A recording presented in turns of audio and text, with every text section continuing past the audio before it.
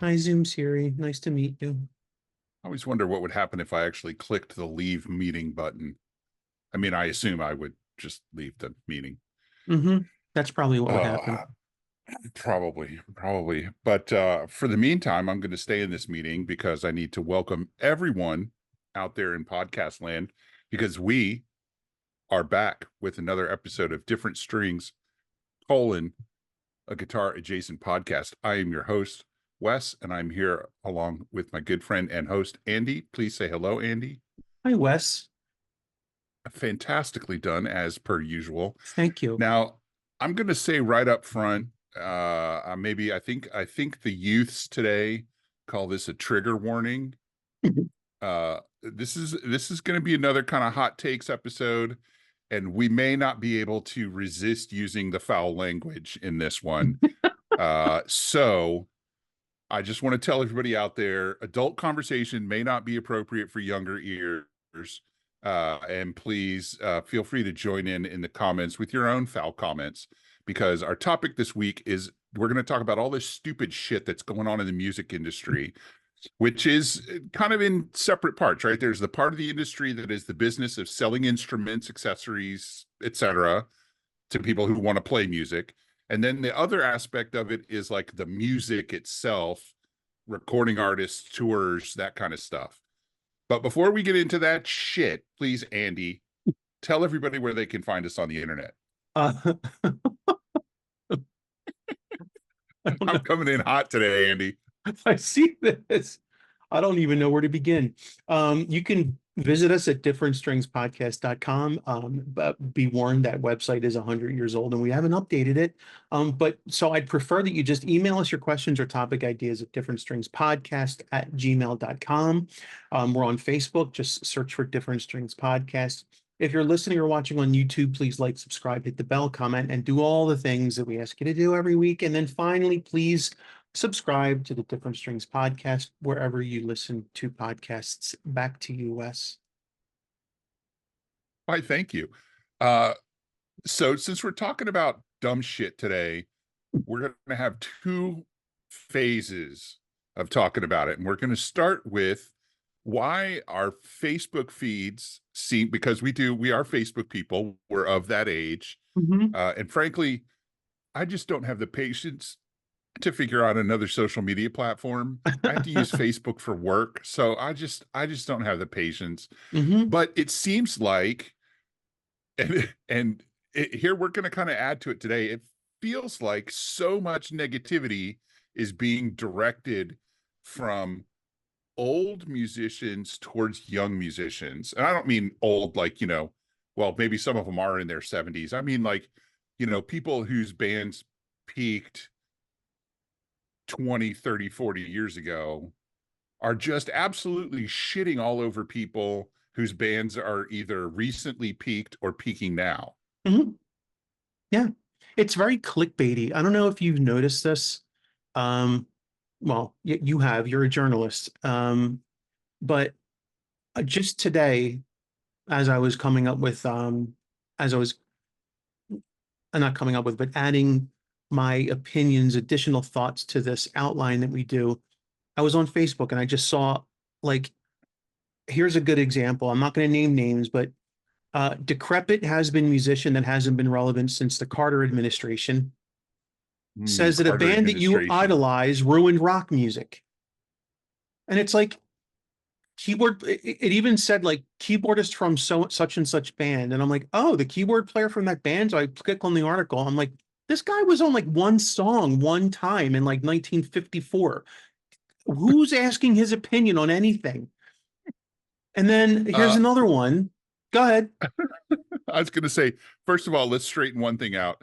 Carter was president in the 70s, He not the was. 50s. Please continue. And then here's another one I see a lot of. I saw where a guitarist that no one gives two craps about is shitting all over someone like Eddie Van Halen, Brian May, Stevie Ray Vaughan, like a guitarist that's universally loved and adored. And here comes some wannabe or has been or wannabe has been. And the article is, Joe Blow thinks Eddie Van Halen ruined guitar. And I'm like, who gives a flying flip what this guy thinks? And then here's the thing, you click on the article, or I don't know even if you call it an article, you click on the link, and the guy actually never said what this clickbaity title said. Like, it's just written to piss you off and make you click it. And then you click it and you get 15 pop-up ads and advertisement for, boner pills or whatever diet supplement they want you taking. Like, I think it's just all BS. And now all I do is see this crap on my Facebook feed. I don't know where it's coming from. Here's one, a band that no one's ever heard from, or maybe hasn't heard from since the Civil War, is putting out an album. And hear what this relevant artist like Taylor Swift thinks about it. I'm sorry, who cares what Taylor Swift thinks about anything except Taylor Swift songs? And look, I like me some Swift. But do I care what she thinks about Slayer putting out a new album? I don't care what she thinks about Slayer putting out a new album. Why is it in my Facebook feed? I don't even know how these are getting here. I feel like they're Algorithms. It's paying. algorithms, man. What? Every time you click on one of those articles, it guarantees you get 10 more. Mm-hmm. Yeah. But it's so hard to resist clicking on it because you just want to be angry. I get this anger boner for like I especially when it's a band that you like suddenly care about again, like Slayer. Slayer is right putting out an album or going on Yeah. tour or one of the other. Okay. So if I see something about Slayer, and by the way, it's always got a picture of Tom Araya looking like a million years old and 300 pounds. And I'm like, is that really Tom Araya, or did they just find a picture of Patton Oswalt with a beard? Like, I don't even know where they're getting these pictures from. And then just for the picture alone, I'm like, is that what Tom looks like now? I'm clicking on that. I want to see more of that. And it's a waste of time. And like, I stopped doom scrolling on Reddit months ago, and it's really good for my health. But like, now Facebook is becoming this new place for like rage boners. I'm not into it. I don't know what's going on Facebook. Exactly.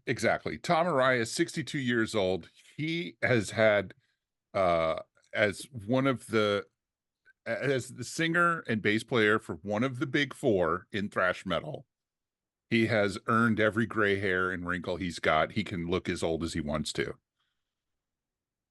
And since he quit touring, maybe put on a little bit of weight. I'm certainly not going to critique him for that.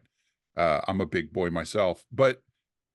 And I think I've mentioned this on a previous episode, I'm really disappointed that Slayer is getting back together, because I'd gone through the stages of grief when Slayer announced that they were going to retire.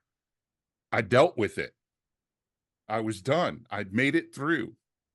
What are the stages of grief? Like denial, anger, whatever. Uh-huh. I got to the end of that process and I'm okay. And then it wasn't even but a couple years. Mm-hmm. Like, what a fake out. Yeah. Disappointing. And now I got to go see him on another farewell tour, or they're going to tour till one of them drops dead on stage. Like, Maybe. guys, I wanted one of these bands, one of these big thrash bands, to go out on top and Mm, not do the Aerosmith thing and not do the nostalgia circuit thing where they just keep touring on 30-year-old albums until one of them dies, and then they replace that guy and keep going. mm-hmm. Now, the one thing Slayer's got going for them is they never rested on their laurels. They kept putting out new music all throughout their career, and I would argue their music got better the longer they went. Mm-hmm. So I think the next album is going to be fantastic, and yes, I'm absolutely going to get it. But come on, guys. Mm-hmm. You know, I Yeah. mean, retire with some grace. You've earned it. You don't have to keep, well, I don't know what their financial situation is. Maybe they do have to keep doing it. With the inflation being the way it is right now, which is a topic for an entirely different episode. Maybe, yeah, Yeah. maybe, because, nobody, Ford or Pepsi is not going after Slayer to throw millions of dollars at him to put a song in a TV commercial. Mm-mm. No, but I mean, Slayer has been around. I hate to even say this, but I graduated high school in the late 80s, and I bought my first Slayer album right after that. I mean, Slayer put their first album out in like 1981 or two. that's a long, long time in this industry. Yeah. I mean, it would be heartbreaking to find out that they couldn't just retire because of financial reasons. I'm just saying. I don't know how real that is, or if hopefully it's not that, but I mean, that's a I long 19 time to be active, and they were active that yeah. whole time. Well, and I will say, like more power to them and Iron Maiden and Megadeth. They Still doing keep it. putting out new albums with regularity. Yeah. Metallica has put a new album out occasionally. It's been a while since we got a new album from Anthrax, but their last new album, something something Kings, the name is escaping me to it right now, was fantastic. I mean, it Hmm. was awesome. It was So at actually. the I really like very that least, record. yeah, unlike Chicago or Styx or REO Speedwagon, they're putting out new music. They're writing and they're recording and they're putting new songs in their set. The REO Speedwagon set hasn't changed in 22 years. And they're still playing. Yeah. Not no slag on REO Speedwagon or people that like them. I like a lot of their songs. For a long time, one of my favorite bands. Gary Richrath, fantastic lead guitar player.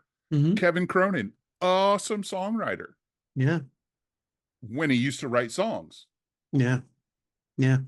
All right. Well, so I think we're probably sufficiently pissed off To jump and into the new thing. to jump in the headliner. So um because because we do so much preparation for these episodes, we had months to prepare for this one, wasn't it? Wasn't it months we've been researching, or Months, literally months? months. Yeah, months. Um, but it wasn't too long ago you texted me out of the blue a link. First of all, I love the simplicity of your text was sublime. All you did was there was no commentary, there was no opinion. It was just you dropped a text about a tuner app, a guitar tuner app that Mm-hmm. featured a $12 a month subscription. Yeah. That's Yeah. all you did. You sent me a link to the app and you said $12 a month. That's all you had to do. What Can you believe that? what is happening? What is happening in the world that we now have subscription-based guitar tuners? What? Yeah. And And it and that's just where it started, right? that's where it Because that started. is, and number one, I think you got to be an absolute fucking idiot to make a guitar tuner app that requires a subscription. And number two, if you pay the subscription, I think you're an idiot too. And I'm going in with that because you don't need. I look. This is one of those little head clippy tuners. Uh-huh. They're like $10 Yeah. and they last longer than a 1 month subscription. If Now, they may not you always last a lot longer than a 1 month subscription. but if you buy one and you lose it every 3 months, you're still coming out on top. Yeah. Then if you subscribe to a guitar tuner app, how are these apps making money? Who's doing this? I don't know. People who don't know any better. I mean, I would love to hear from somebody who uses one of these. And you found several. I thought there was only one. Yeah. And then I look at the notes for this episode and you've got three.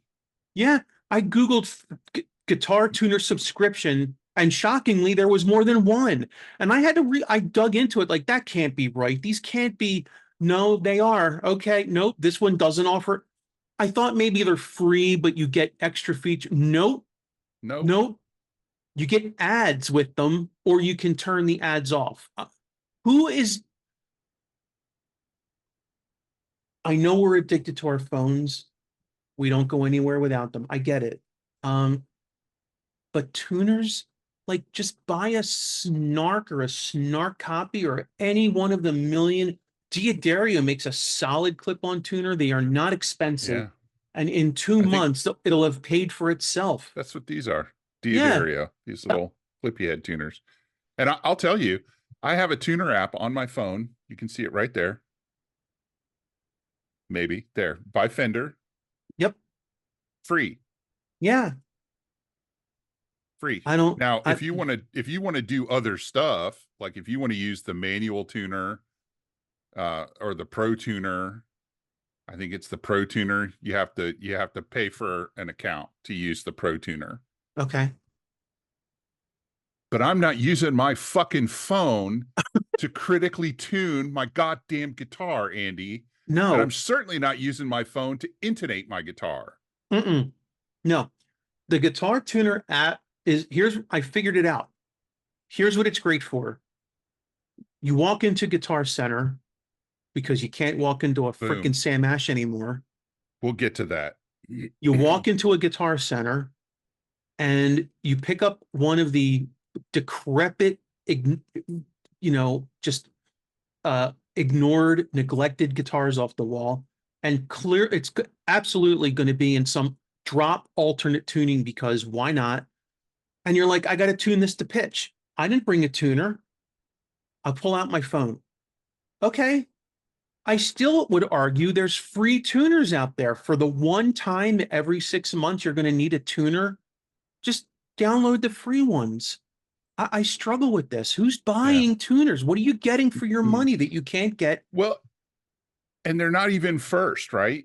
I Mhm. remember there was a big stink when Pro Tools went subscription. Oh, Lord. You used to be able to just buy Pro Tools, and I Hmm. mean, you could get a physical copy or you could download it. It didn't matter. Hmm. You paid for your license, Hmm. and you got on with your life. And they updated that system for a little while, and then they Yep. switched to a new one. And if you wanted to switch, you had to buy the new one. And I Really? guess they weren't getting enough people buying the new versions. So they turned it and they made it a subscription plan. So you always have the most updated version of the software. But I have been recording with Pro Tools LE 6.4 since 2002 By choice. by choice because I don't want to, I don't want to upgrade the computer. I would have to replace the computer. I don't have the money right now or ever to buy a whole new computer system and a whole new Pro Tools interface and a whole new all this other stuff. Hmm. Now, it is really limited and it cannot do a lot of things that I wish it would do. Hmm. Plugins are non-existent for these old systems anymore. I'm stuck with what I had on the system Hmm. for, whatever. And but that's a me problem. That's my choice. Hmm. Instead of having to constantly, and it seems like, and maybe this is an Adobe thing, I have to use Adobe products for my job. So Hmm. I use Acrobat, I use InDesign, and I use Photoshop. And every now and then I'll get a little pop-up from Adobe that says, "Hey, we've got new versions of your software." Hmm. Well, I'm already paying the fucking subscription, so I might as well update them, right? Except every time I do, they move all the things. Hmm.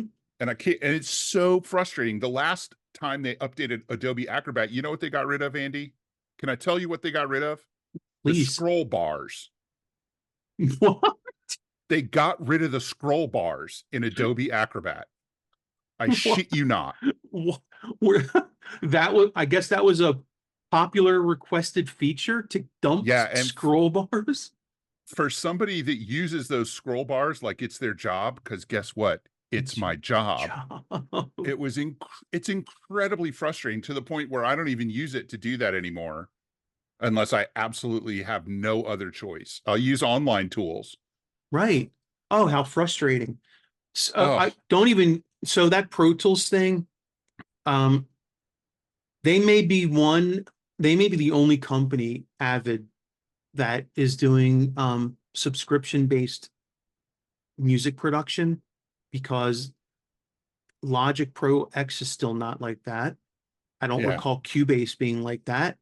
Um, so they're still the only one right now.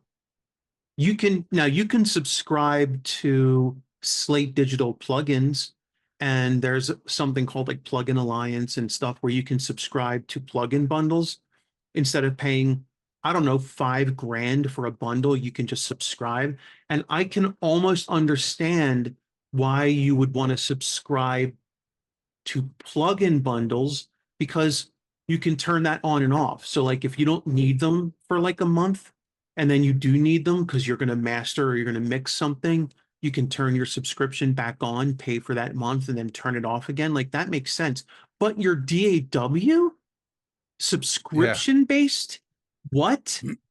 And the fact that Avid did that years ago and no one else has done it is kind of Says telling me something. something. Yeah, like not everyone's jumping on board. And I'm sorry, this whole everything in your life is now a subscription, and I mean everything. And there isn't a Yeah. person listening, all 4 of you, that probably doesn't feel this. Everything is subscription now. Everything we do. It's so frustrating. We don't own anything anymore. If you listen to vinyl, you own the record. Other than that, Yeah. you don't own any of your digital media. That's all. You're basically borrowing it, and only you, because when you drop dead, it's not like your family inherits your digital media library. It goes away. You lo- you don't, I'd say you lose it, but you don't lose anything because you don't own it. You never had it. No, you never Yeah. had it. If you're streaming music, that's you're borrowing music from the company. And And everything we there's do even is subscription based. I literally took an inventory and like we had like 12 different TV subscriptions. I'm like, something's got to give because if you want to watch one show that you like, you have to subscribe to BritBox, you have to subscribe to Acorn, you have to subscribe to Netflix, Hulu, Disney Plus, Paramount, Peacock, CB. It's like it's never ending. It's like I only wanted to watch one fucking show. One show. fir- first of all, let me say how old we sound right now. Oh, please, I know. We are this generation's version of people hating the Beatles. I know. Let's even talk But about but that doesn't mean we're wrong. That doesn't mean mm-mm. we're wrong. But and you're right. You remember the whole point of subscribing to something like Netflix to cut the cord, right? Was to get away from these super expensive cable plans. That's right. And Yep. if you're not careful, you turn around, you're spending more now on subscriptions than you ever were on cable. Well, so we have Verizon Fios at the old place. It was 85 a month. That's pretty good. 85 a That's month for cheaper than mine. 1 gig internet. It was the fastest at the time.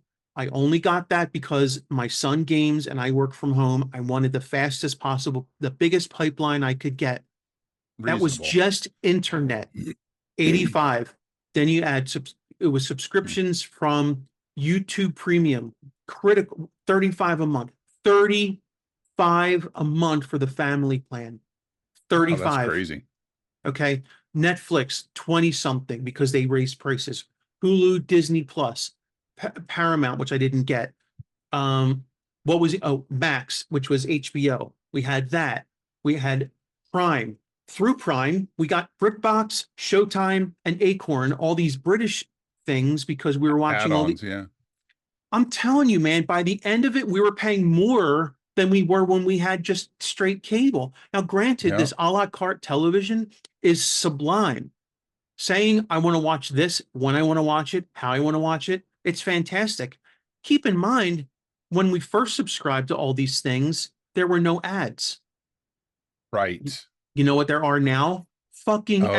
ads. They're all So, ad supported right. unless you want to shell out the big Right. bucks. Oh, yeah. So we raised prices, then we realized not good enough. You accepted that. We're going to throw something else. We're not going to raise your prices, but you're going to see ads. However, if you want to keep not seeing ads because that's awesome, $10 more a month. Or my other favorite, um, you can have 4K, but if you want, or if you can have HD, but if you want 4K, another 10, another 15. Mm-hmm. So now there's tiered subscriptions. So I'm what's going to happen? How long is it going to be until Fender or Gibson sells a guitar subscription? where you instead of buying a guitar, you Oh pay my God. $200 a month, and every 3 years they send you a new guitar, and you send the old one back. Don't even mess around because now you said it, you've put it in the universe, and someone's going to hear Oh, that I and they're going to guarantee be, you somebody at one of those companies has already said it in a board meeting. and hopefully they lost their seat because that is the worst thing I've ever heard. It's bad enough you can lease a car. And I understand the benefit to that. If you're one of these schmucks that has to have a new car every 3 years, by the way, fantastic, not wasteful at all.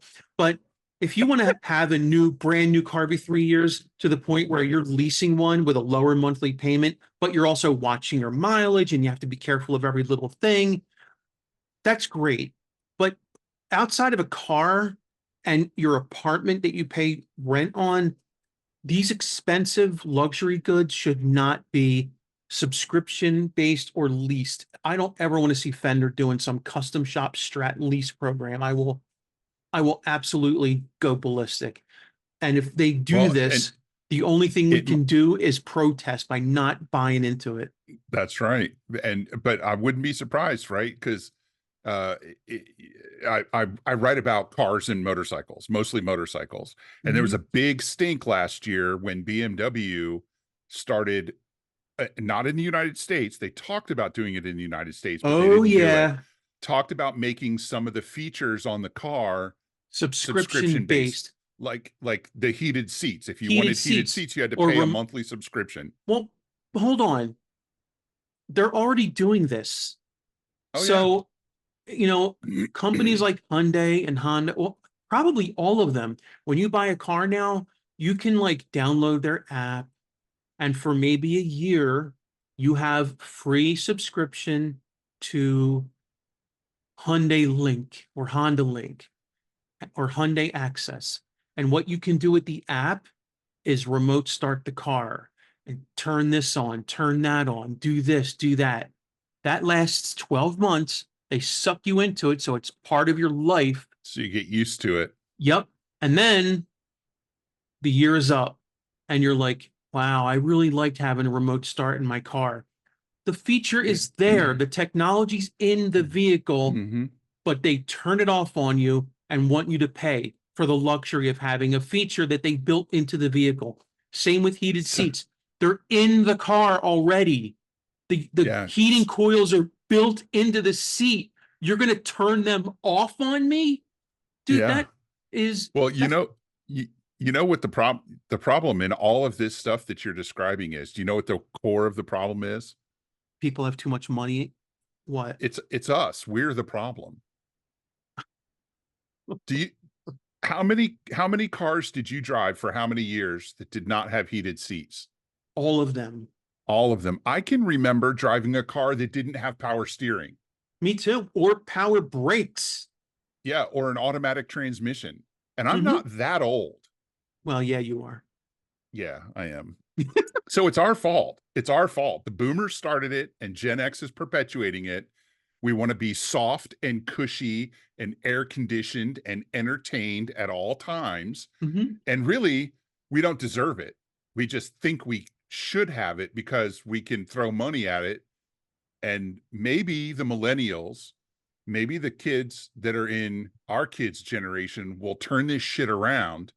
And in 30, 40 years, all of this will have faded into a footnote in a history book I about subscription as a service. I hope so, but I'm telling you, I am so I'm get he, just this week. I know we're not even talking about the music industry anymore, but iCloud, It's been 10 minutes, I think. iCloud is a good one. So if you buy an Apple product, you have iCloud. Everything is in the cloud because nothing has storage anymore. And what Yeah. storage things do have cost you an arm and a leg. If you buy a phone, most likely you're paying for the cheapest phone because you don't need all that storage on the phone. It's all in the cloud. Yeah. Okay, so you think you're saving money when you buy the phone, but really you're not. Because here's what's happening.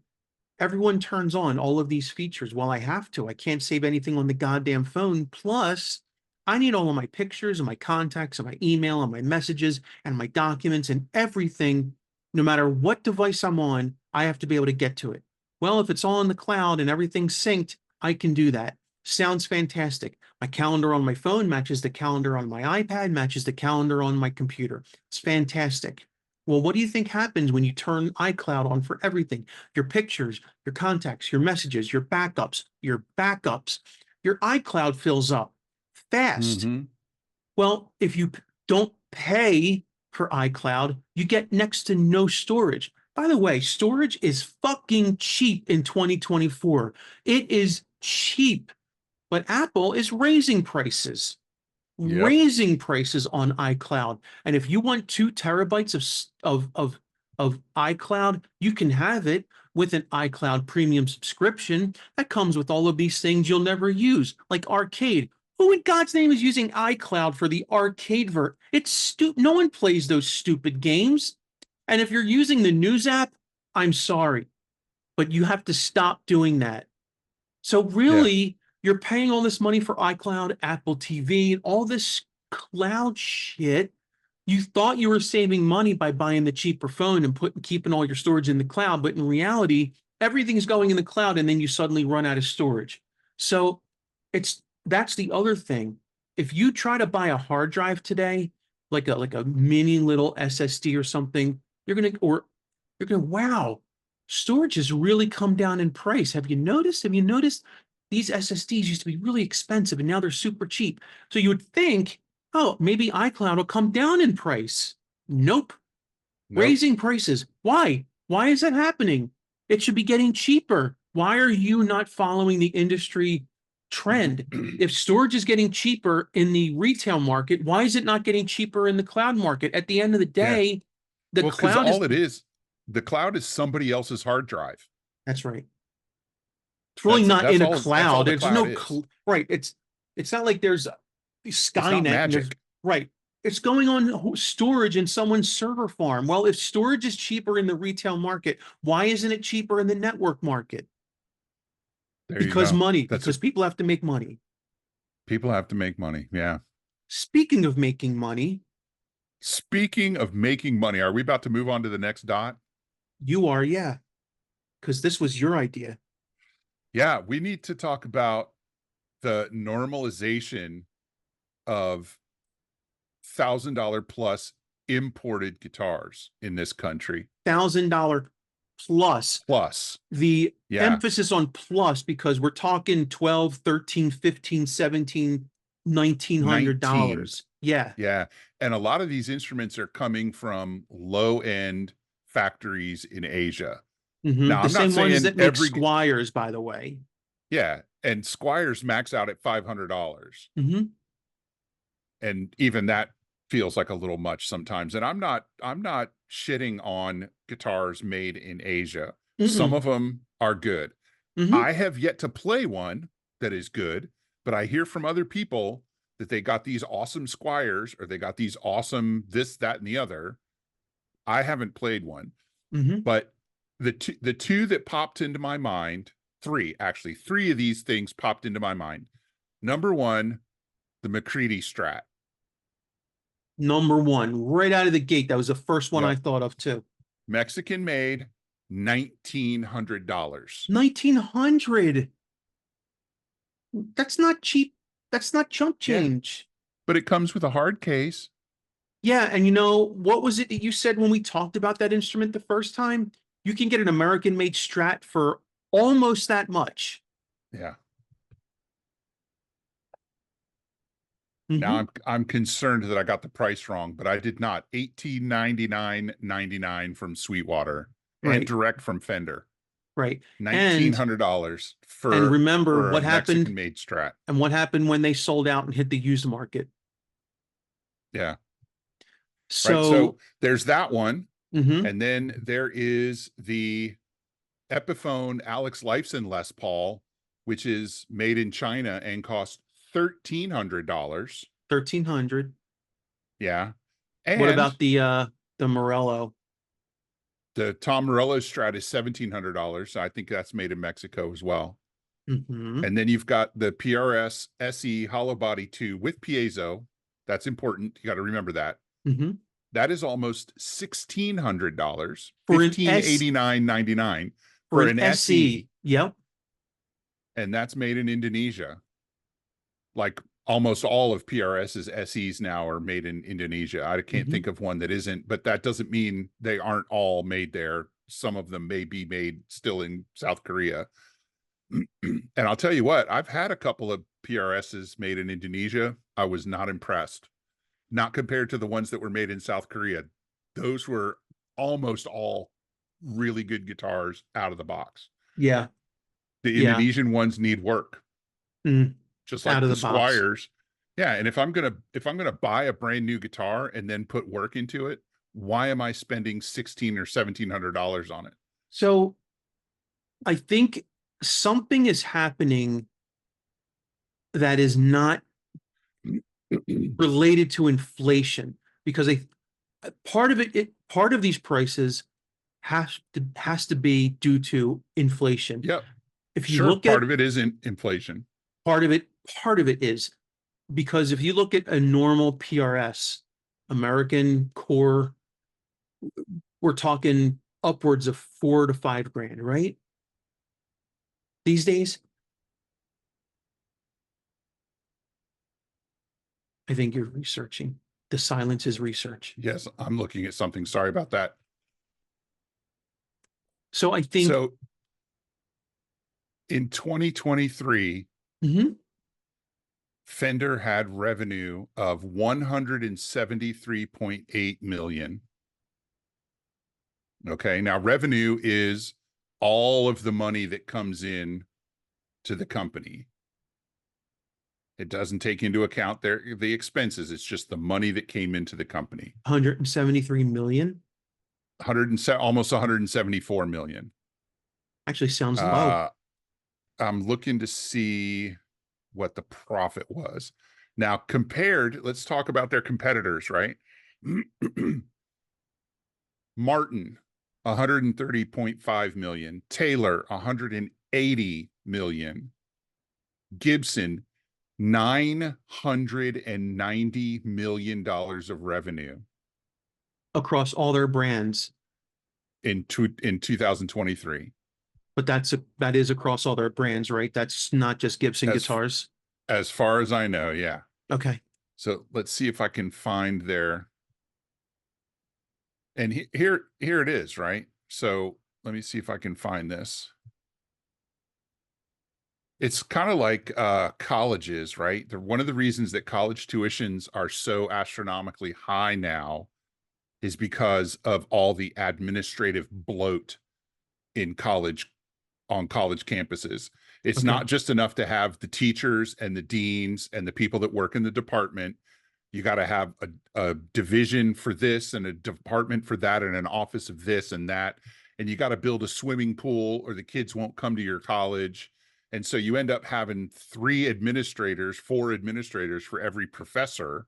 Mhm. And the administrators are so expensive, they stop hiring full-time professors and they hire part-time professors who Mhm. they don't have to pay benefits for and they can treat like shit, Mhm. you Yeah. know? Yeah. And I can't find the numbers fast enough to see what Fender, I was looking to see what Fender's CEO is making for his salary Mhm. and what their actual profit was. Because it's easy to look at revenues of 174 million and going, oh, they're making money hand over fist. But we don't know what their outlay is. We don't Right. know, but I guarantee you it does not cost Fender $1,900 to make a McCready Strat. It does not cost Epiphone $1,300 to make a Lifeson Les Paul in No. China. Can you imagine if you actually took $1,300 and gave it to a good Chinese guitar factory, the quality of guitar you would get if you gave them $1,300 to make you a guitar? Yeah, that would be astronomical. But I Yeah. mean, but I mean, the reason I brought up inflation is because Yes. it's easy to bristle at these prices and think, oh, well, prices of guitars are high everywhere. And that's true. However, if you're making a guitar in a Mexican factory where labor and your use labor is very inexpensive and you have low Comparatively. overhead, right? And you're not using even, let's arguably you're not using premium parts, but even if you were using some premium parts, you have to understand that that $1,900 guitar probably costs them 30% of that, 20% of that to make it, Yeah. maybe. I mean, they're not selling that guitar at a near margin. And No. so, right. So, Well, cost on, and I'm from my days working in a music store, I can tell you that for a small music store from Fender, cost is 50% of list price. mhm, Now, if you're a bigger store and you can order more product, your cost goes down, which means their cost is not 50% of retail. mm-mm, If they can give you a discount on it, then they paid less than that to put it in your hands. yeah. But these, the reason I get upset when I see this is in the past, guitars that were made overseas were considered to be an inexpensive alternative to paying a lot of money for a guitar. And now Uh-huh. there's this weird middle market. There's this weird middle market of instruments. That middle market used to be American made instruments. Right now, you either have American made instruments that are premium dollar, 4 grand, Yeah. 5 grand, with maybe with a Stratocaster, an American Strat's probably in the 2 grand, 2,500 range. And then you have everything else is overseas. You have low market, low budget, and now you have this middle market. They created a whole thing where we're like, well, we still want to have this middle market of guitars, but we are just not making them overseas in America anymore. We're moving them all overseas, but they forgot to change the prices. Yeah. Yeah. And I, once again, Andy, I'm going to tell you, I know exactly whose fault it is. It's our fault.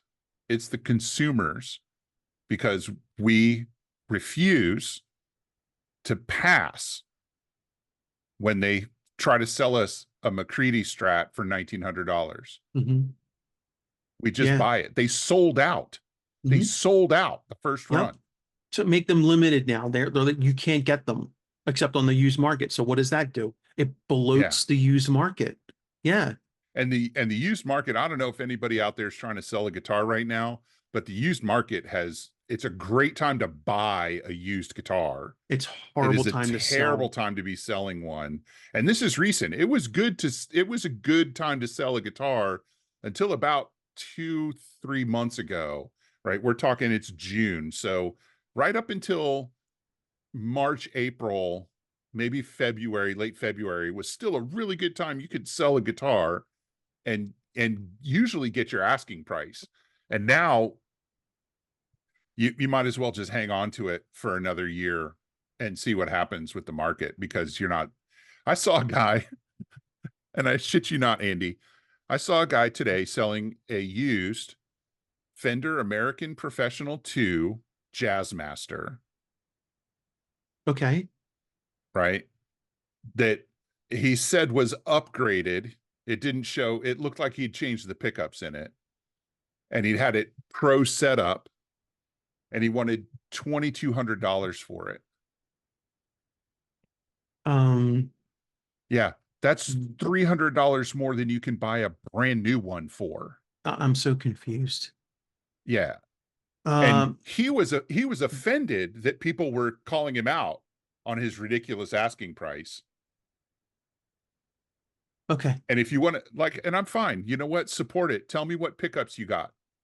Tell me what name, household name set up your guitar so I can be impressed and pay that premium, which incidentally, I'm never going to do. Yeah, Because a guitar should be set up if you're selling it to me. right. Oh God. Um, could we talk about what's going on with Sam Ash these days or what's not going on with them? So I Well, and understand. and I did some market research on this. Okay. I went to Sam Ash yesterday. Market research. Yeah, what did they have? Well, and I'll tell you, I drove my wife to work, and she works not far from a Sam Ash. And when I say not far from, I mean it's closer to her job than our house, right? Okay. This particular Sam Ash is literally 300 yards from a Guitar Center. Yeah. Yeah. The Guitar Center did that in Cherry Hill, New Jersey too. They opened up Yeah. right there.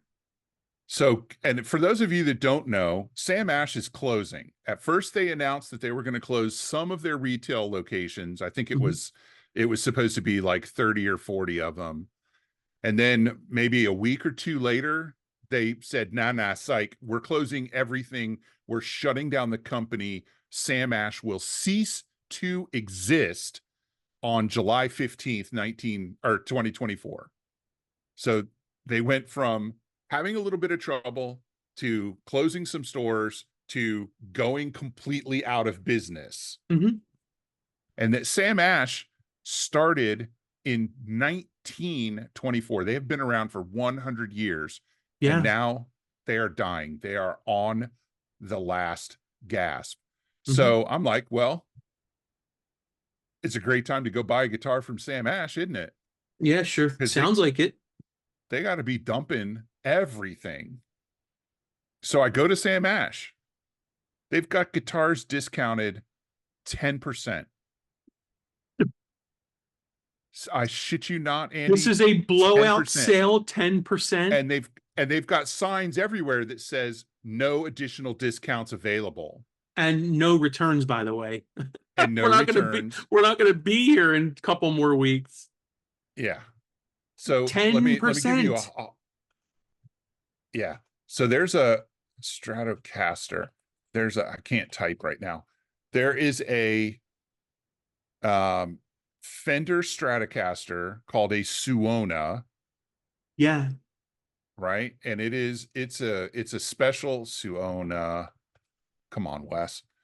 Um, limited edition, semi-hollow, bound ash body, right? With a spruce top, a beautiful violin burst finish with a matching headstock, Mhm. special pickups, roasted flame maple neck. I think the fingerboard is ebony. I could be wrong. Specs. Let me see specs. Neck material, fingerboard. Come on, give it to me. Fingerboard ebony. I was correct. So the retail on this guitar is $2,000, $2,999.99. Wait, Three wait, wait, grand, wait, wait. 3 grand. Wow. 3 grand, right? And for a production line instrument with these appointments, I would say that's only probably a few $100s more than it probably should be. Right, given the materials, the binding, the whole 9 yards, the semi-hollow, etc. My Sam Ash has one. They've got it marked down to $26.99.99. They marked it down literally 10%, $300. Okay. 10%. Yeah. They're All closing their all the base stores.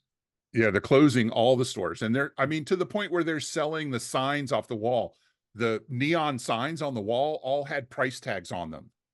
Yeah. They're You could go in liquidating. and, yeah, you could Huh? buy the cabinets, the wall guitar stands, the whole 9 yards. You could buy literally anything in the store except the people that work there. Because that's illegal. Um, But it and doesn't seem like they're real serious about it if right. they're Like, what are they? liquidating when they're discounting 10%. Right. Why? What could be behind a decision to, first of all, blow out and liquidate your inventory and then not actually mark it down?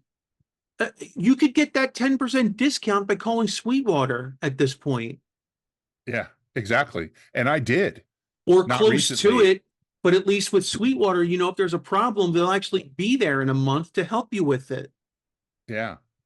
And I thought for sure when they made this announcement, I thought for sure somebody like Sweetwater or even Amazon might buy up some of the Sam Ash IP, or even maybe a physical location, Right, and right. get into that, because you can buy a bunch of instruments and music stuff on Amazon now. Hmm. And maybe that's part of the problem. Maybe Sam Ash saw this. They look at Amazon selling the same shit they're selling at the same prices or less, and they went, fuck it, we don't need to do this anymore. Sam Ash is probably rolling over in his grave. Sam Ash was a real person. Yeah, yeah. I just, what is the end game here? They're going to close these stores with all this inventory, and then what? Have a, like, what do you do at that point? Why wouldn't you want to blow that out and make, because you know they didn't spend $2,700 on that guitar. Why sell it at that price? Like, why would you even be trying to make a profit at this point? If you want to get rid of it, get rid of it. Exactly. If you want to get rid of it, get rid of it. That's so weird. Yeah. And you want to know the incentive they gave their employees to stay to the end? Oh God. What was that? They're giving them 2% commission on every sale. Everything they sell, they get 2%. Oh, that's so generous. Yeah. Um, And maybe that's why they're not discounting any deeper, because if they did, they can't afford that 2% commission. yeah, they wouldn't be able to afford that 2% Or commission. or it would be, we'd be giving you a commission, but on a deeply discounted price. It's almost like you're kind of shooting them in the foot. Yeah. And here's the thing that pisses me off the most about it, right? In a lot of places, especially here where we have a Sam Ash and a Guitar Center right next to each other, they Hmm. kept each other's prices in check. Yeah. And with Sam Ash gone, Guitar Center has no incentive to compete on prices.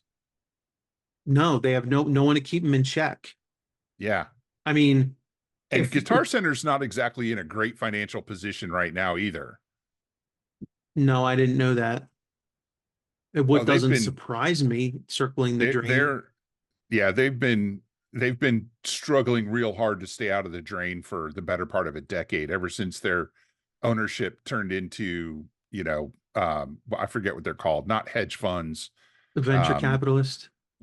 yeah, I think they're owned by a VC company now, or one of those companies that comes in, they buy a retail operation, and they strip it down to make it profitable at the expense of the employees and the customers. And then they go, oh, look, now it's profitable, and they turn around and sell it. Hmm. And I think that the problem for them is Guitar Center never became profitable again, so they haven't been able to unload it.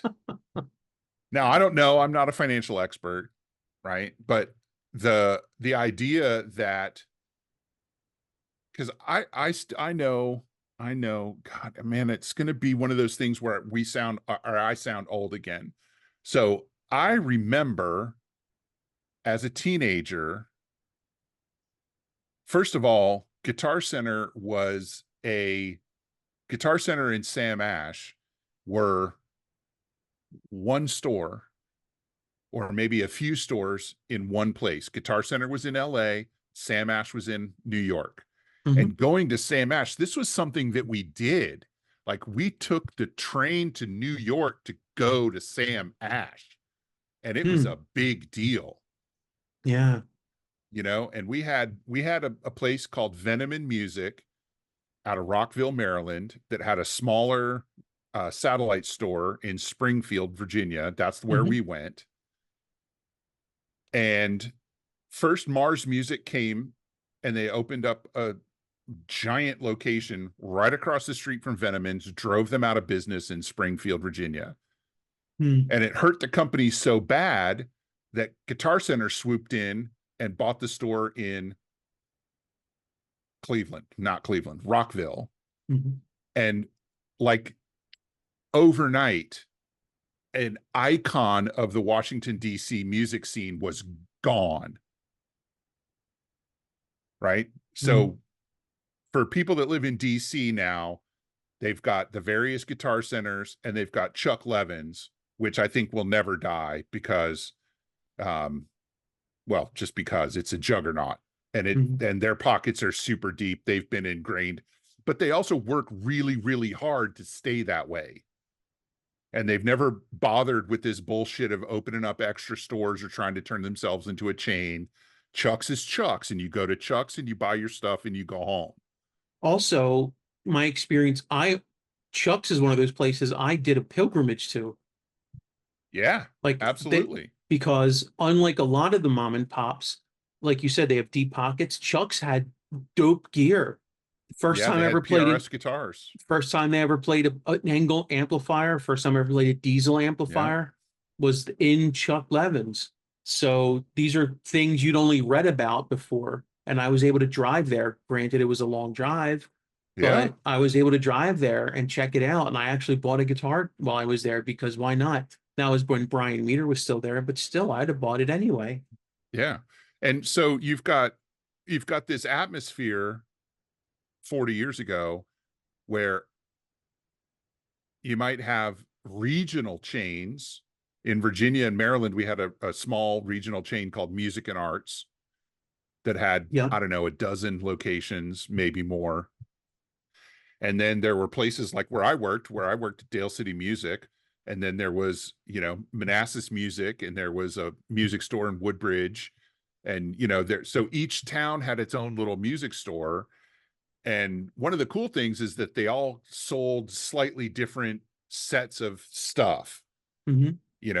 Like at Dale City Music, you couldn't get a Fender guitar because Bob couldn't get the franchise. He couldn't spend enough money. Most of his business was fucking clarinets and reeds and staff paper and violin bows and rosin and that kind of shit for school kids.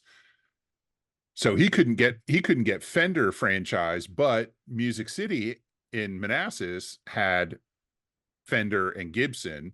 So you could go there and look at the high end stuff and dream, and then go back and get the better import stuff at my store. And Mars Music, which is dead, and Guitar Center was next, and then Sam Ash came along, and they put up these big box stores in all of the towns, and they drove all those mom and pop stores out of business because they can't compete, because they simply cannot sell the volume that those other places can. And a company like Guitar Center or Sam Ash, they can have a location that loses money. Hmm. As long as most of their locations are making money, they come out more or less even. They don't have to have every store making profit all the time. Where a mom and pop, they have a couple of bad years and they're gone. Yeah. So now we don't have any mom and pop music stores left anymore, or very few of them. I know there's one in the town where I live, and I don't think I've seen a name brand instrument on their wall ever. Like Yeah. I don't even play the guitars they have there. They've had the same janky, dusty amps since I moved here 8 years ago. I go there, I buy strings and picks. That's all I buy there. And I wish for them that they didn't have to be like that. Hmm. And with Yeah. Sam Ash closing, it only makes me think that Guitar Center is probably going to enjoy a little sales bump for a little while. But if they fuck around, they're going to blow it, and they're not going to be able to capitalize on it. And they're going to end up going out too, just on a slower schedule. Yeah. And then we're going to be screwed, and we're going to all have to buy all our shit online Yep. or make a pilgrimage, Right. go to Chuck's, go to Guitar Sanctuary in Texas, go Wildwood to, guitars, right? yeah, exactly. And that's not everybody can do that. As a matter of fact, Nope. I'd say most of us can't do that. Hmm. Like Yeah. Chuck's is 2.5 hours from me. I'm not driving to Chuck's. Not on the regular. No.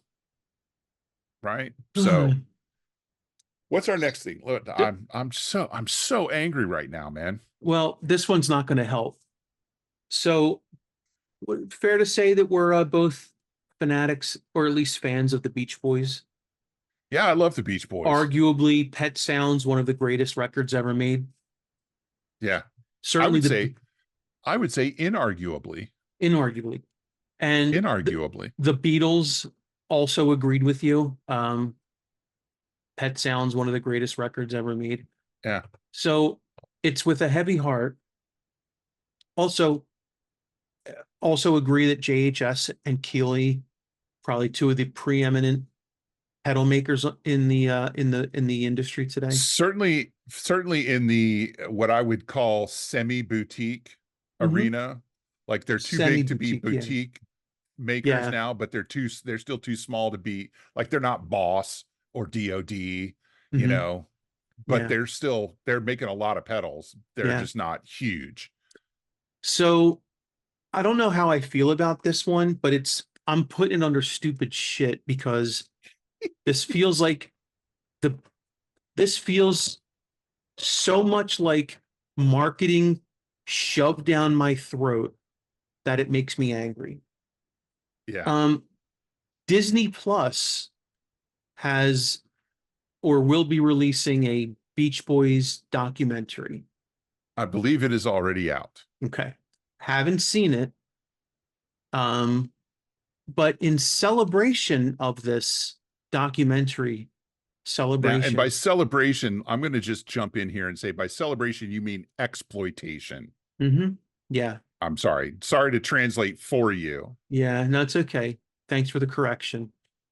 Um, in exploitation of this documentary, Sweetwater has teamed up with Benson Amplification, Keeley Electronics, and JHS Pedals to release 5 products that are Beach Boys branded. They have the Beach Boys brand, which did you know that was a thing? It appears I to be do a now. thing. Yeah. Yeah. 5 pedals, I'll call them, but really one of them's not a pedal, but I'll get there. To celebrate. Um, 2 pedals by JHS.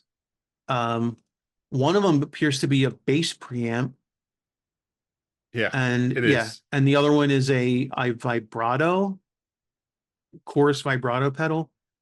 Yep. Keeley has released a 12-string emulator and a rotary speaker simulator, and those range from like $300 to $500. But the one that gets me most is the Benson Surfs Up Tube Spring Reverb and Tremolo. By the way, all of these are Sweetwater exclusives. You cannot get them anywhere else. In Right. the weirdest crossover I have ever experienced, $2,200 for this Spring Reverb optical tremolo, tube driven, Now, sold out already.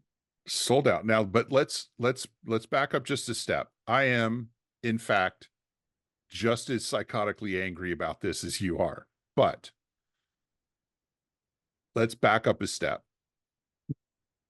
This Benson unit, they're made in the United States. They're made in Oregon, American parts, American workers. Uh-huh. So automatically the construction Premium. costs are going to be high.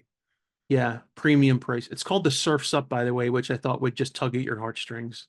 Yeah. I looked at it. I was excited. I was like, ooh, I better get one. And no, I'm not. Not for $2,200. I'm not. Nope. Right. Because my reverb unit is a Fender reissue that I got for $600, which was an extravagant purchase. Mm-hmm. No lie. That Mm-hmm. was way more than I needed to spend on something that only does reverb. Well, this does tremolo too, Wes, for an Yes. And so extra. this does tremolo too. And Mhm. it's actually got 2 reverb tanks in it. It's got a short and a long. So it's a variable and you can blend it. There's a lot of really cool features about this. Plus the optical tremolo, which is a fantastic effect. But outside of the surf world, you're not going to hear these on records. I'm sorry, on Spotify, Thank right? you. Yeah. So let's go American made premium, 2 reverbs and a tremolo premium. All right. Hmm. But I want to know what I want to know is how much of a price bump did putting that Beach Boys logo on it cost? Uh-huh. And why the fuck did the Beach Boys agree to doing this? If any catalog is still generating revenue, it's got to be the Beach Boys. I mean, they're practically the most popular American band ever in the history of anything, probably only surpassed by Taylor Swift at this point, Hmm. because, I mean, Taylor Swift might as well be running the US Mint and just printing all her own money, Might as well. you know? But $2,200 for something that I would say the vast majority of guitar players don't need and don't want. Hmm. So here's what I want to know. Did they make more than 10 of them? Uh, yeah, how did they sell out so fast? You know, did they make 100? Did they make 500? But These it limited also, edition. yeah, limited edition. Also, looking at these pedals, okay,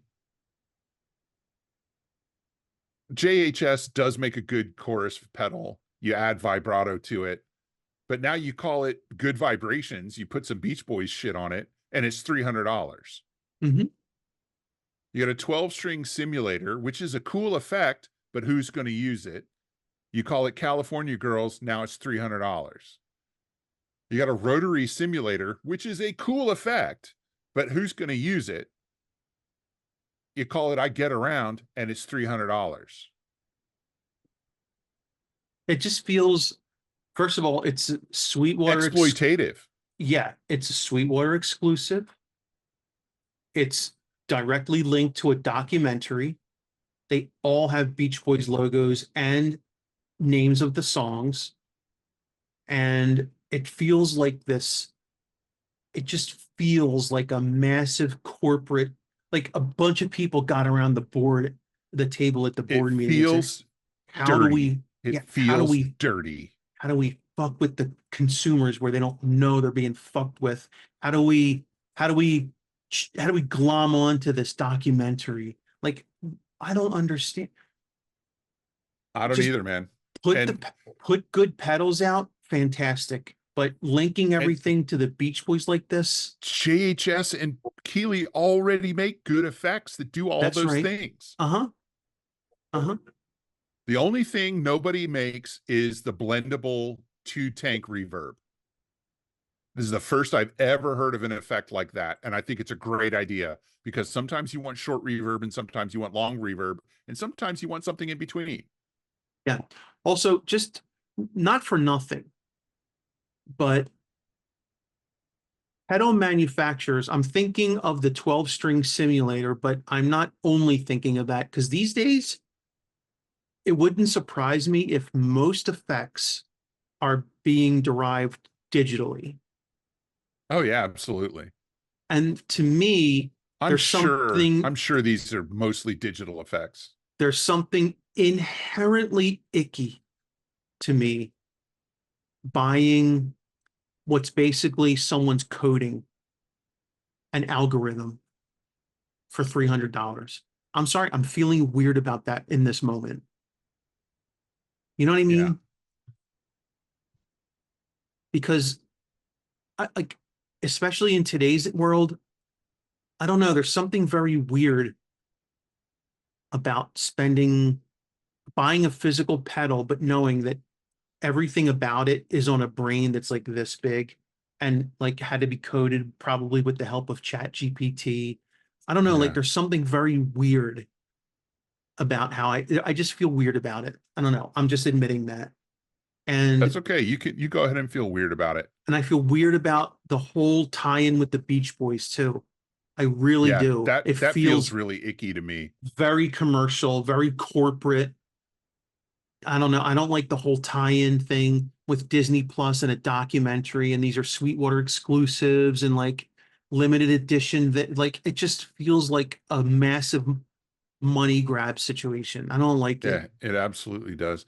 And JHS has done some limited edition exclusive stuff before. Hmm. Um, and those things we see the same thing that happens, right? They sell out and then you can only get them used for 20% more than they cost new. Yeah. and people bought 3, 4, 5, 10 of them so they can make money off of you not being able to get one when it was new.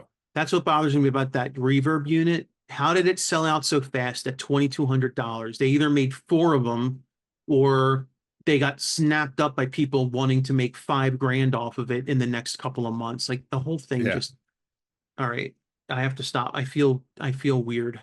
I don't like it. I do too. That feels dirty to me. Speaking of feeling And weird, what's next? the shame of it is I like all of those companies except for Benson. I Yeah. never heard of them. I'm sure they're nice people, but Well, Keeley, JHS, Sweetwater, I like all those people.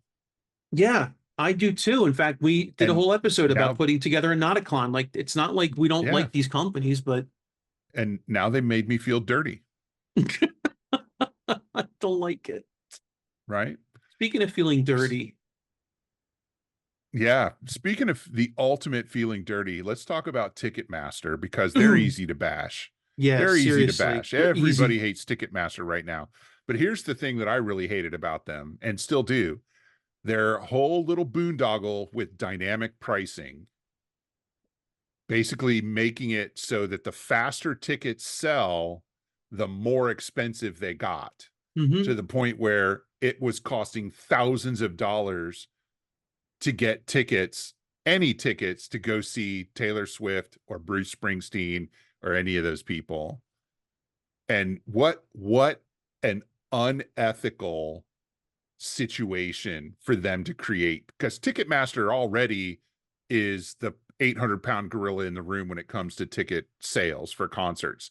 They Hmm. own the venues, they control the ticket sales. They are as dirty a company as can exist and still be considered to be operating illegally, Hmm. to the point where even legislators are talking about breaking them up. Hmm. So, Yep. when, and this is going to sound really ranty, but when the corruptness at the top notices how corrupt you are, you done fucked it up. Like they stepped too far out and they got their legs cut off, Yeah, like, and now listen, everybody's paying attention to them. yeah, we can tolerate a certain level of corruption, but don't be so obvious because now we have to come after you. Yeah. And I think the dynamic pricing was the thing that did it, right? Because Yeah, they control the venues, they control the promotion, and they control the tickets. And that, my friend, is a monopoly in this country. That is absolutely irresponsible, corrupt behavior. and it was allowed to happen, by the way. Yeah. Oh, yeah. Nobody did anything to stop it because Ticketmaster was making everybody money. Hmm. And you know whose fault it is, Andy? I'm going to ask you this one more time. Whose Hold fault is on, it? let me guess. Hours.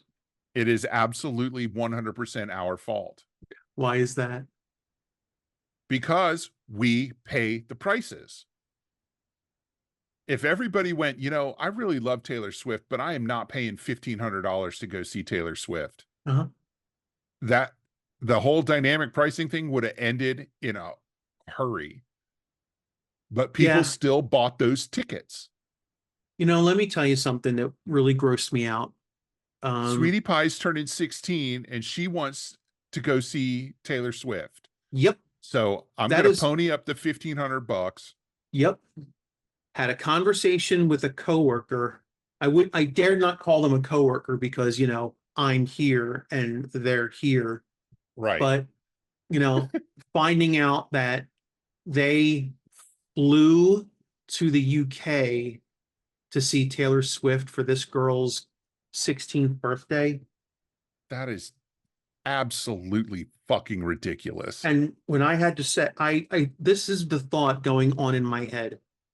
Why do you feel comfortable telling me about this aspect of your life? Don't you think that I'm going to be looking at you differently after you tell me that you flew to the UK just to Yeah. How take, about the next time you tell me I can't have a raise, we talk about you flying to the UK to take your 16-year-old to a fucking Taylor Swift concert. yeah. I mean, if you're going to do that, just keep that to yourself. Yeah. Please You don't got to talk keep to me that to about it. yourself. Don't talk to me about it. Like I can somehow relate to this, Come on. Yeah. As I'm Well, trying and to rub two nickels together for tonight's dinner. I yeah, just,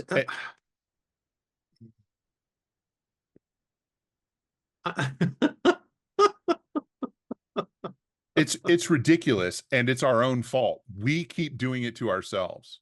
yeah, she paid those ticket prices, by the way. Yeah, we keep doing it to ourselves, but I don't even know where to go with that, man. Because Well, I'm still, you know what else I'm hot about? We've go been ahead. talking, we mentioned Fender a couple of times. Why does Fender still make a guitar where every time you take the tremolo arm out to put it back in the case, the goddamn spring falls out of the fucking hole, and you got to go spend $8 on a bag of 6 springs so your tremolo arm doesn't flop and spin around like it's not supposed to and stays in place like you want it to. Vintage spec. Vintage spec. Wait, And right up there with the 7.25 inch fretboard radius. It's oh, ridiculous, but we keep doing it to ourselves. We're dumbasses, and we keep buying those ridiculous vintage spec guitars. We yeah. keep doing it to ourselves. And somewhere along the line, we convince ourselves that vintage is better. All And the that's the thing things, that confuses me. all the things on this list, I was happy to let you blame us because in the back of my mind, I was saying, this isn't really me. Like, I'm not buying these expensive overseas made guitars, and I'm not subscribing to tuner apps, and I'm definitely not buying tickets to shows. This one hurts because This I one hurts. Yeah. absolutely bought a custom shop Strat, stupid, with a 7.25 inch fretboard radius and the vintage spec tremolo unit where I've already lost 3 of those fucking springs You because should not have to carry tiny little springs around to make your tremolo system effective. no. I recently played a gig and um the other guitar player in the band texted me that day and said, "Hey, I made a bonehead move. I left my guitar at home. I'm really close to the venue. I can't drive all the way home. Can you please, do you have a spare?" And I said, "Sure." Of And course he, I do. yeah. So he wound up, my spare was my vintage custom shop Strat with the 70s spec.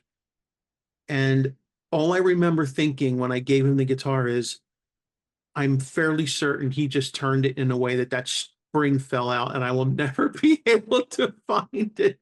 Sure enough, Yeah. can't find it, had to order a new bag. But don't worry, he lost one of the Now, springs. I lost 3 of them. 3. Is it 7.25 the whole way, or is it compound 7.25 to 9.5? No, this is a true 7.25 Oh, all the way. how do you bend on that? How can you play it? Excuse me. I play it just fine. I play it the same way Richie Blackmore played his, like a champ. So why can you play it on that fretboard and I can't? Mm.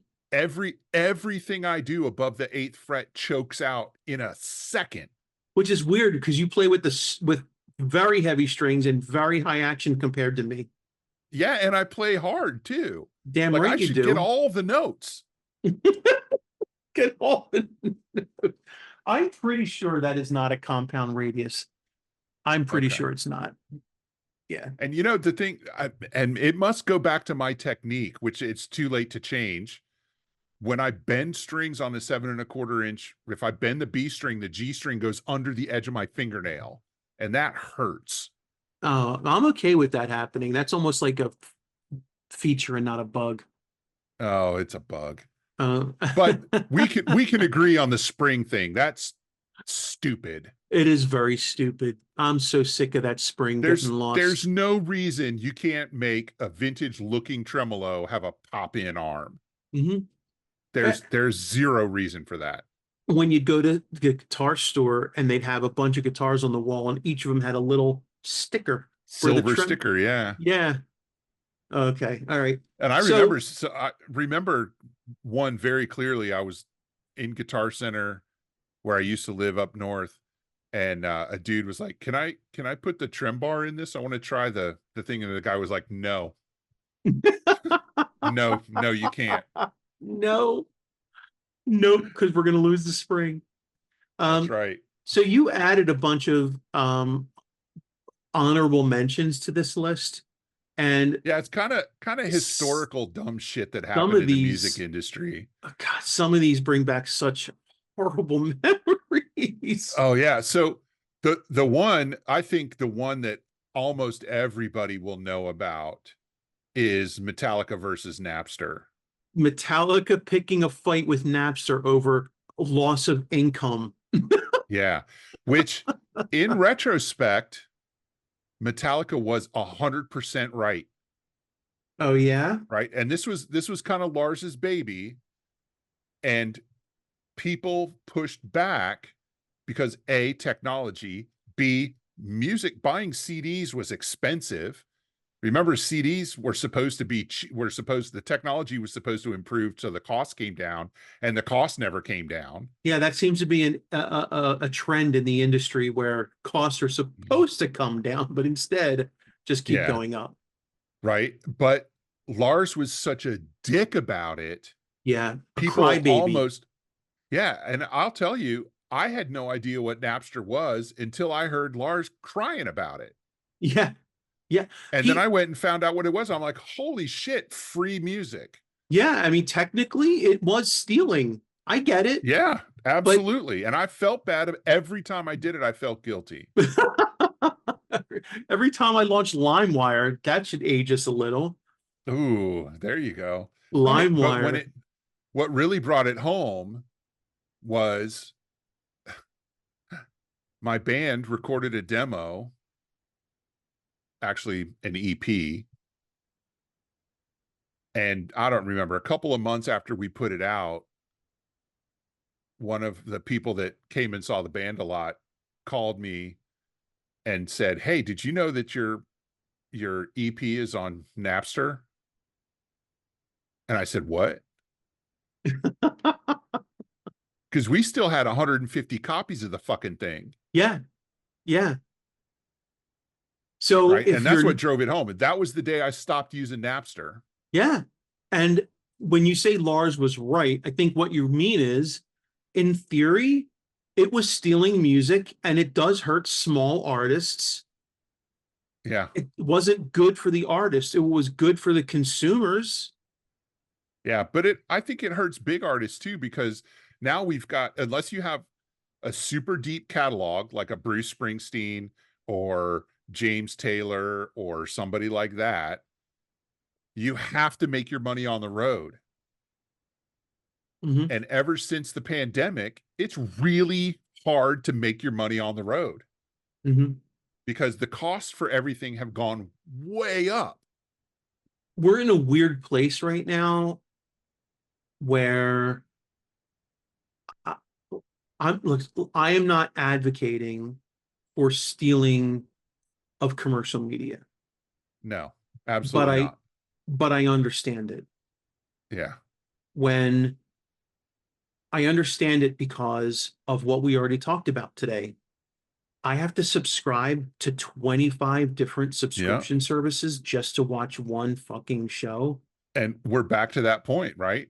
Where I was really excited about Game of Thrones. I'd heard about this, I read one of the books, and I found out it was coming out on HBO. I was like, "Oh well, I guess I'll never see it." Mhm. And I haven't seen it. Right. And so you, okay, again, arguably, someone going on whatever file streaming or not streaming, file sharing service and downloading Mhm. it illegally is a crime. And I get that you can argue, well, who's the real victim? The, multi-million dollar conglomerate that made the show, or the multimedia empire that produced it and put their name on it.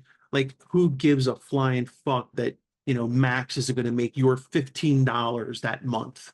I get it. You can argue Yeah. that. And maybe it's a question of scale.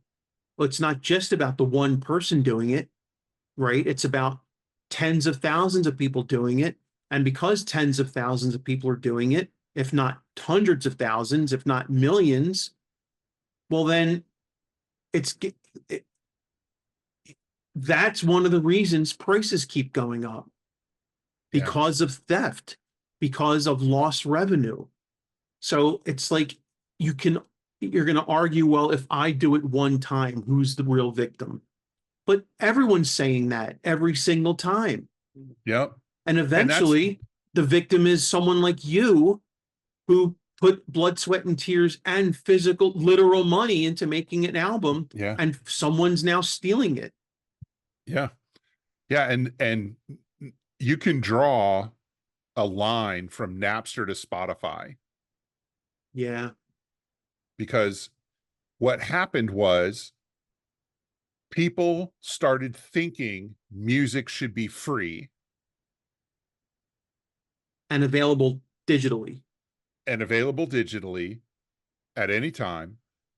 And when companies like Spotify or Pandora then made music available online in the cloud for you to stream and charge a nominal fee, whatever Spotify subscription is. I don't know. I don't have one.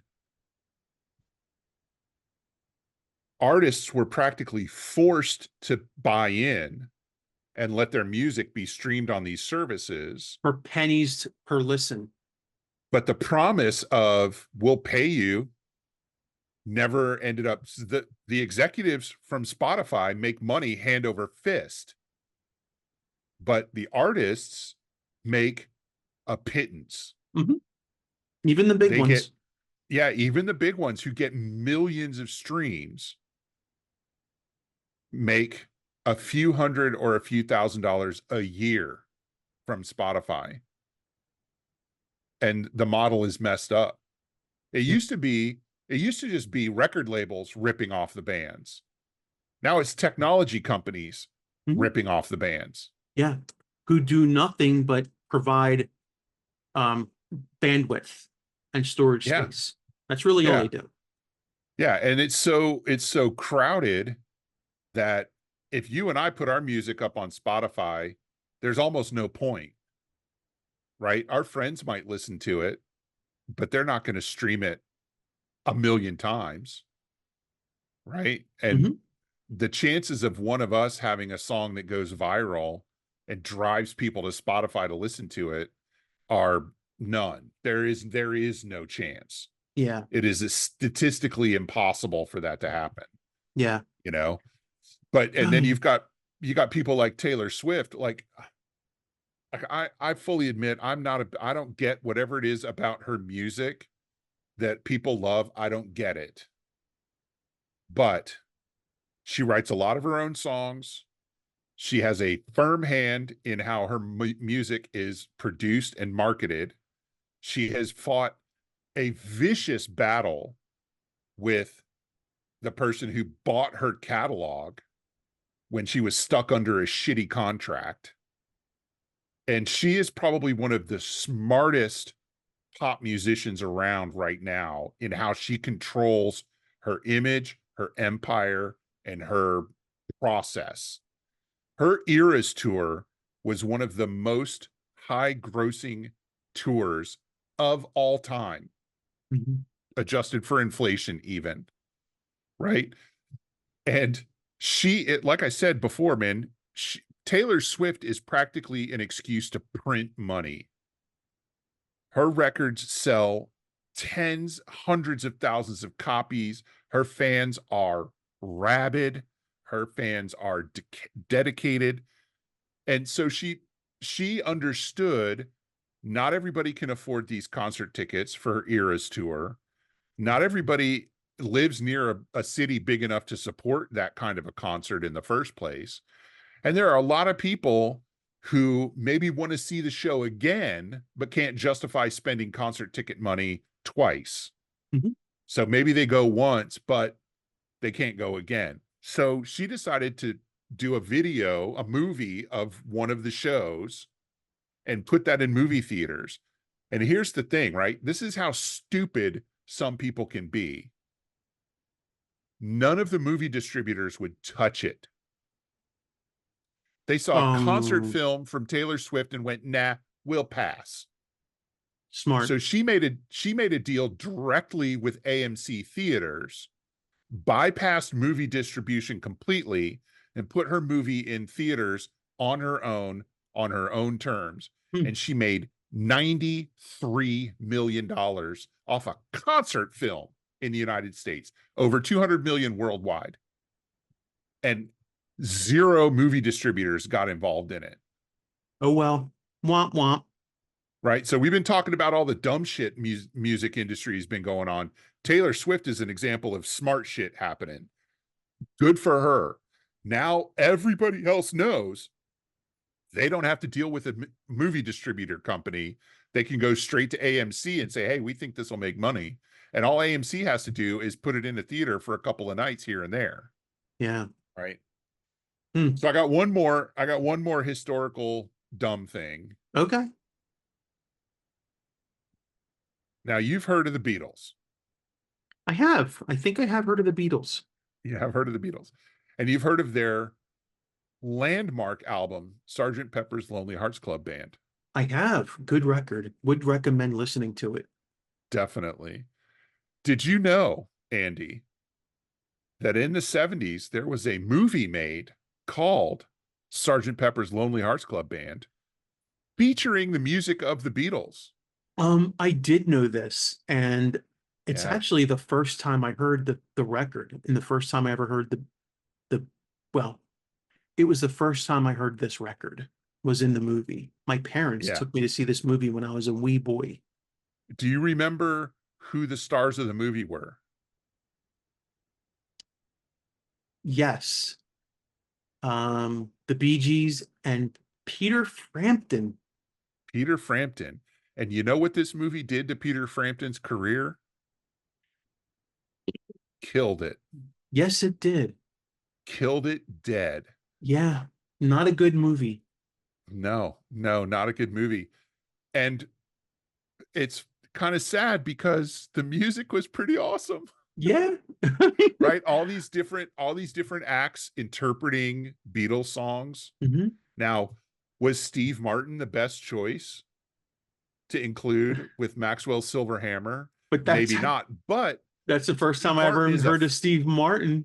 exactly. Steve Martin's a funny dude, and he did a funny version of Maxwell's Silver Hammer.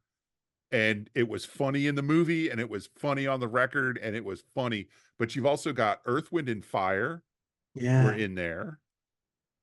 Aerosmith, Alice Cooper. Yeah. Aerosmith did a version of Come Together Yeah. that peels paint, Hmm. man. And I'm forgetting. Oh, it's bugging me. And Earth. I thought Come Together was an Aerosmith tune when I was a So did I, kid. dude. Yeah, Oh, that's how good. Earth, Wind, and Fire did Got to Get You Into My Life, Yeah, that's a great which, song and a great cover. yeah, I think even Paul McCartney has said that their version is the best one.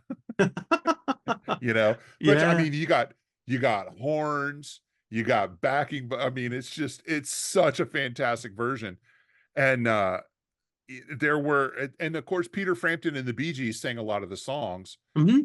And I don't care who you are, if the tight harmonies of the Bee Gees don't touch your soul, you're dead inside. You may not So, like their music, but you cannot deny the musicality and skill. but you're calling this album historically dumb. It was a terrible move for both of the bands Okay. What do you mean both of the bands? You mean the Beatles and and Peter Frampton. okay. Yeah. And it was a terrible movie. Okay. Like it really was. It was a terrible movie. How long after the It album came out did this movie come out? It wasn't that long, right? It was uh the original album, the movie came out in 1978. oh, though it was a while. Okay. Yeah, so it was like 10 years, Yeah, okay. I thought it was right? closer than that. But I remember, I haven't seen it since I was a kid,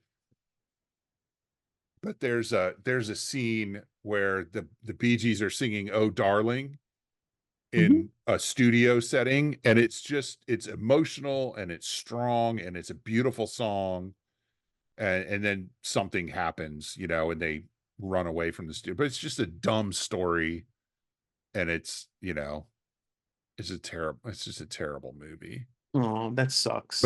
it starred everybody who was anybody in the music scene, Hmm. right? So, and the soundtrack album, I had the LP, the double LP Hmm. for years. I don't know what happened to it or where it went, right? But let's see who else. I'm looking at it now. Let's see what some of the other performances were. There's Steve Martin doing Maxwell Silverhammer, Hmm. Earth, Wind and Fire, George Burns saying Fixing a Hole, or I George should say Burns. he sang Fixing a Hole. You got Aerosmith doing Come Together. You got Billy Preston, the fifth Beatle, doing Get Back, which Hmm. was a rockin' version. And then almost all the other songs were sung by the characters in the movie, right? Yeah, yeah, Alice Cooper does Because, and it's super creepy, but it was such a terrible movie. yeah. I'm sorry. I, I, And it was I. one of those. I remember the double LP. You remember when you had the thing that held the LPs and dropped them, Hmm. right? So you'd have sides 1 and 4 on one album and sides 2 and 3 on the other. So Hmm. you'd listen to them like that and then flip them over, and you'd play 1, 2, 3, 4 straight through. Yeah, Good times. good times. Yeah, that was a dumb move for them. Yeah. But All um, right. So we got some moments of catharsis tonight. yeah, this was a hot take episode, and for anybody that didn't like it, um, you probably weren't going to listen to the next episode anyways. So, but we uh, appreciate you coming, and we want to hear yeah. what you think are some of the dumbest things going on in the music industry, either historically, Hmm. like when Warner Brothers gave REM a $80 million contract the year before their drummer quit and Napster took over the world. Yeah. Uh, Whoops. yeah. Um, or it's like this subscription tuner bullshit. What's going on in the music industry that's got you pissed off? And let's hear about it. Tell Yeah. us so that we can enjoy your anger and ire. And while you're doing And that, yeah, while you're doing that, visit please us visit on. us at differentstringspodcast.com. Email us at differentstringspodcast@gmail.com. Find us on Facebook, Different Strings Podcast. If you're watching on the YouTubes, as Wes said, please like, subscribe, hit the bell, comment, do all the things. And finally, please subscribe to the Different Strings Podcast wherever you consume this media source, this media kind. This media. That's all I got. And And coming up on Music That Matters, I have a doozy. I have another one of those 1-2 punches that you did last week with the ZZ Top stuff. oh, I'm so excited to get into this. I'm Me very too. excited. I love these albums. All So right. thanks a lot, and everybody take it easy. We'll talk to you later. Bye bye.